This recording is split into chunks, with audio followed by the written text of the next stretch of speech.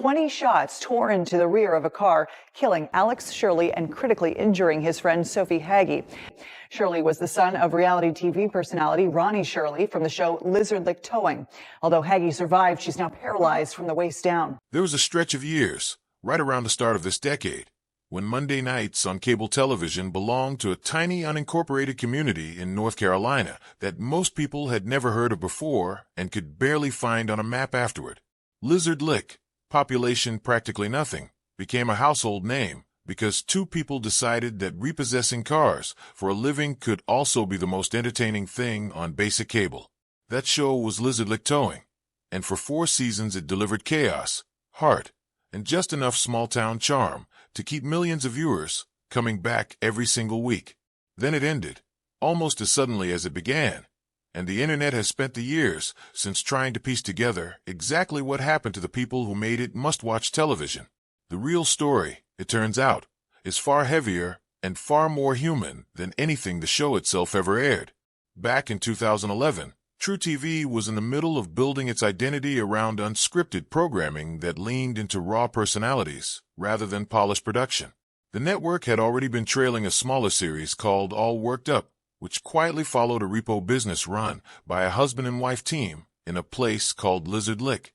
Executives at the network noticed something in the footage that made them sit up. This wasn't a couple performing for cameras. This was a genuinely magnetic pair of people who happened to run one of the more adrenaline-filled small businesses imaginable. So truTV built an entire spin-off around them, and Lizard Lick Towing premiered in February of 2011.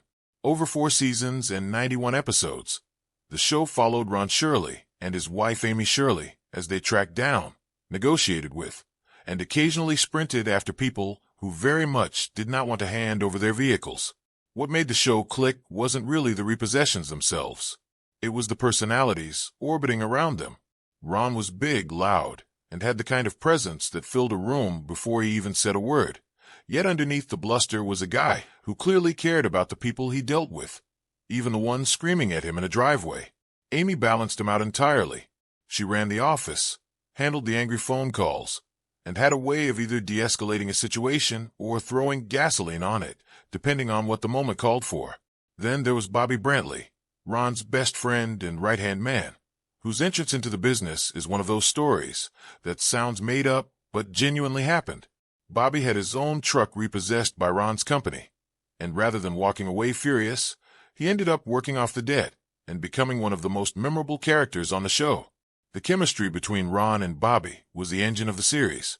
Two guys who bickered like brothers and clearly trusted each other with their lives out on the road. Surrounding them was a cast that felt less like actors and more like an extended family that happened to have cameras following them around. Elaine McGilvery, known to viewers as Big Juicy, ran the front office with a personality so big it earned her the nickname. Krazy Dave Eckler kept the trucks running and brought an unpredictable energy of his own. Ron's cousin, known on the show simply as Cousin Johnny, worked alongside the crew and became a fan favorite despite, or maybe because of, his habit of stirring things up. At its peak, the show was drawing audiences in the millions, turning a small-town towing company into one of the most talked-about programs on cable. Here's where the story gets more complicated, and where a lot of longtime fans have mixed feelings even now. truTV never officially marketed the show as pure reality television. The network actually used the term actuality to describe its slate of programming during that era, a label that was doing a lot of quiet work to describe shows that were rooted in real businesses and real people, but shaped, structured, and in many cases restaged for the camera. Lizard Lick Towing followed that pattern. The company was real. Ron and Amy really did run a repossession business out of Lizard Lick. The employees were real people with real jobs. But plenty of the confrontations, chases, and dramatic showdowns that aired were reenactments built around things that had genuinely happened, dressed up with more tension and more theatrics than the original moment likely contained. For a certain kind of viewer, learning this years later feels like a betrayal. For others, it barely changes anything, because the appeal was never really about whether every single repossession played out exactly as shown. It was about Ron, Amy, Bobby, and the rest of the crew as people, and those personalities did not need a script to be compelling. Still, As reality television audiences became more savvy throughout the 2010s, shows that leaned on stage drama started losing some of their shine, and Lizard Lick Towing was no exception. Once the audience starts asking questions about authenticity, it becomes very hard for a show built on that authenticity to hold its footing. The rumor mill around the show's cancellation has produced everything from cast blow-ups to network conspiracy theories, but the truth is much closer to ordinary television business than anyone wants to admit. By the time the fourth season aired in 2014, the reality television landscape had shifted dramatically from where it was in 2011. Networks were constantly chasing the next big unscripted hit. Audiences were fragmenting across more channels and eventually streaming platforms, and shows that had once felt fresh started to feel like relics of an earlier cable era. truTV was recalibrating its programming strategy, and a show whose ratings had cooled from their early peak was an easy one to let go. There was also a real shift happening within the show itself. Bobby Brantley, arguably the second most important personality on the entire series, decided to step away in 2014 to pursue his own path outside the company and outside the spotlight. Reports at the time pointed to genuine tension building between him and Ron behind the scenes, disagreements that reportedly spilled into public view even after the show wrapped. Whatever the exact cause, viewers could feel that something had shifted in the final stretch of episodes. The spark that made Ron and Bobby's dynamic so watchable in earlier seasons wasn't hitting the same way anymore. The series quietly wrapped its run on August 18, 2014, with no dramatic send-off, no reunion special, and no real acknowledgement that it was the end. It simply stopped, the way a lot of cable reality shows from that era eventually did. The part of the story that tends to get skipped over is everything that happened before a camera crew ever showed up in Lizard Lick. Ron Shirley was born in April of 1972 in Raleigh, North Carolina, and his path toward running a towing company wasn't exactly a straight line. A football injury during his college years knocked him off whatever track he had originally planned, and he ended up pivoting into the towing and repossession world in the early 1990s. It is a business built on tension by nature, confronting people at some of the more stressful moments of their financial lives. But Ron built a reputation for actually talking to people rather than just showing up and grabbing keys. By 1998, he had enough of a foundation to launch Lizard Lick Towing with a single truck. There was no film crew, no hype, just a guy trying to build something out of persistence. Over the following decade, that one truck grew into a real operation with a full fleet and a staff that depended on him. Amy Shirley's story deserves just as much attention, if not more, because reducing her to simply Ron's wife massively undersells who she actually is.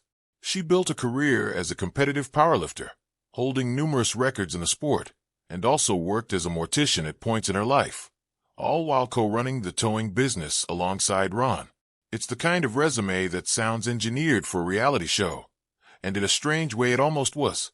Before Lizard Lick Towing existed as a series, the couple was actually being scouted for wife swap. A crew came out for a single day of filming in 2008, and it became immediately clear to producers that Amy alone was enough of a story to build something around. That scouting trip eventually evolved into All Worked Up, and then into the full Lizard Lick Towing series. Off-camera, Ron has also spent years working as an ordained pastor, involved in ministry work aimed at helping people navigate addiction and difficult circumstances, a side of him that rarely made it into the more chaotic moments the show chose to highlight. No show like this works without the people surrounding the two leads, and Lizard Lick Towing had a supporting cast that fans still bring up more than a decade later. Bobby Brantley's journey after the show took a turn that nobody watching back in 2014 could have predicted. After stepping away from Lizard Lick Towing, he made a brief appearance in a film called The Lonesome Curse before largely retreating from the spotlight to focus on his family. Then in 2019, Bobby was diagnosed with a pituitary adenoma, a type of brain tumor. He underwent surgery to have it removed and relocated with his family to a property in Pilot, North Carolina, to focus on recovery. Coming back from something like that is not a small thing, and Bobby has continued to live there, still carrying the same energetic personality fans remember, now centered around farm life instead of repossessions. He eventually married Melanie, the woman viewers knew on the show as Cassie, and the couple has gone on to raise 8 children together. Melanie herself built a career as a gynecologist, while also appearing in other television projects over the years. The two of them still show up at fan events alongside other members of the original cast, keeping that connection to the show alive even now. Elaine McGilvery, the woman fans knew as Big Juicy, has kept a relatively private life since the show ended, focusing on raising her 3 children while staying loosely connected to the extended Lizard Lick community. She still appears at gatherings when the old crew reunites, but she has largely stepped back from public attention, which seems to suit her just fine. Krazy Dave Eckler took his post-show life in a direction that feels almost too fitting for his personality. He has continued to live in the Rocky Cross area of North Carolina, staying involved in his community, appearing at events like car shows tied to charitable causes, and pursuing music as a genuine passion, including work on a project tied to his hometown. Somewhere along the way, the mechanic known for unpredictable outbursts on set became a working musician, and honestly, it tracks. Cousin Johnny took the opposite approach entirely. Ron's cousin, who spent years as one of the more dramatic personalities on the show, has essentially disappeared from public life since the cameras stopped rolling. He does not maintain social media, rarely discusses his personal or professional life publicly, and seems to have made a deliberate choice to step away from any lingering fame the show gave him. It is a strange contrast, watching someone who thrived on drama for 4 seasons choose total privacy afterward, but it also feels like a very human response to having your personal life broadcast to millions of strangers. Meanwhile, longtime viewers who check the company's staff listings will still find familiar names attached to the business. A reminder that for some of these people, this was never just a television gig. It was, and still is, an actual job. Nothing about the show's cancellation or the cast's quieter post-show lives prepared anyone for what happened to the Shirley family in February of 2022. On February 17th of that year, Ron and Amy's son, Harley Alexander Shirley, 21 years old, was shot and killed in Johnston County, North Carolina. He had been attending a memorial gathering, a balloon release held in honor of a friend who had died in a car accident, and afterward found himself at a location where gunfire broke out, striking a parked vehicle he was sitting in. A young woman named Sophie Haggie, who was seated near him, was also struck by gunfire in the same incident. Harley did not survive. Sophie did survive, but the injuries she sustained left her permanently paralyzed from the waist down. The investigation that followed identified multiple individuals connected to the shooting. 2 teenagers were charged in connection with the killing, and additional individuals were later charged with obstruction of justice and acting as accessories after the fact. The case moved slowly through the legal system over the following years, as cases involving juvenile defendants and violent charges often do. One defendant was convicted in 2024 and received a lengthy sentence. Then, in July of 2025, another defendant connected to the case was sentenced to a combination of consecutive prison terms after pleading guilty to charges tied to the shooting, closing out one of the more painful and prolonged chapters in this entire story. Prosecutors involved in the case publicly acknowledged the toll the incident had taken on both the Shirley family and Sophie Haggie's family, and a fundraiser set up in Sophie's name drew significant community support in the aftermath, reflecting how deeply the tragedy resonated beyond just longtime fans of the show. In the days and years following his son's death, Ron did something that a lot of people in his position would understandably struggle to do. He turned to the same social media audience that had followed him through his years of reality television fame, but instead of promoting the business or reminiscing about the show, he spoke openly about grief, about his faith, and about the difficult, ongoing work of choosing forgiveness even while still mourning. It is not the kind of storyline that ever would have made it onto a truTV episode, but it says more about who Ron Shirley actually is than almost anything that aired between 2011 and 2014. More than a decade removed from the show's final episode, and years past the tragedy that reshaped the family's public presence, Lizard Lick Towing and Recovery is still very much a functioning business. Ron continues to lead the company, overseeing a fleet that has grown to around 20 trucks with a staff of roughly 15 people, essentially rebuilding the operation back to the scale it reached before television ever entered the picture.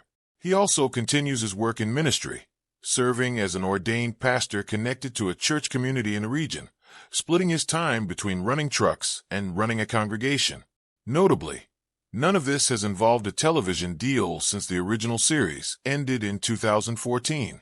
Whatever audience Lizard Lick Towing has today, it built almost entirely on its own, largely through a TikTok account that has crossed 1 million followers, along with a Facebook presence that still counts well over 100,000 engaged fans. There's no network behind that following. It is just Ron, Amy, and the crew, still putting content out into the world more than a decade after the cameras officially stopped rolling for the show itself. Amy remains just as active in the business, serving as vice president of the company, while continuing to be exactly the kind of multifaceted person that first caught a producer's attention back in 2008. She published a cookbook years ago centered on gluten-free recipes, a project that reflects an entirely different side of her than the one viewers saw negotiating with angry customers. She has continued competitive powerlifting over the years as well, adding to an already lengthy list of records in the sport. The business itself has leaned into its fan base in some genuinely charming ways, offering novelty services like video shout-outs and even, for the couple willing to commit to a very specific wedding theme, towing services built around the big day itself. The wider cast has largely settled into quieter, steadier versions of the lives they were living before fame ever found them. Bobby continues to live on his farm property with Melanie and their large family, occasionally reconnecting with the old crew for reunions and fan events, carrying forward from a health scare that could have ended very differently. Big Juicy continues raising her children while keeping her day-to-day life mostly out of the public eye. Krazy Dave keeps making music and staying active in his local community. Cousin Johnny remains almost entirely off the grid, having apparently decided that whatever fame the show brought him wasn't something he wanted to hold on to. And longtime staff listings connected to the company still show familiar faces from the original series, suggesting that for a good chunk of this crew, Lizard Lick Towing was never really a show they left behind. It was, and still is, simply their job. What makes this story stand apart from so many other reality television retrospectives is not the show itself, entertaining as it was, but everything that happened after the cameras stopped. A staged confrontation over a repossessed truck is forgettable in the grand scheme of things. A family enduring the murder of their son and still choosing, publicly and repeatedly, to talk about forgiveness rather than bitterness is not. Ron and Amy Shirley built a business from nothing in 1998, watched it become an unlikely television phenomenon over a decade later, lost that platform almost as quickly as they gained it, endured a tragedy no parent should ever have to face, and are still, right now, running trucks out of a small, unincorporated community in North Carolina that most of America only knows because of a cable show that stopped filming more than 10 years ago. That kind of staying power was never really about ratings or reality television formulas. It was about a couple who built something real long before anyone was watching, and who kept building it long after everyone stopped. That's the full story of Lizard Lick Towing. From a single truck in 1998 to a truTV hit, to heartbreak that no family should have to endure, to a business that is still standing on its own more than a decade after the show ended. If there's another reality television story you want the full deep dive on, let me know in the comments, and don't forget to subscribe so you don't miss what's coming next.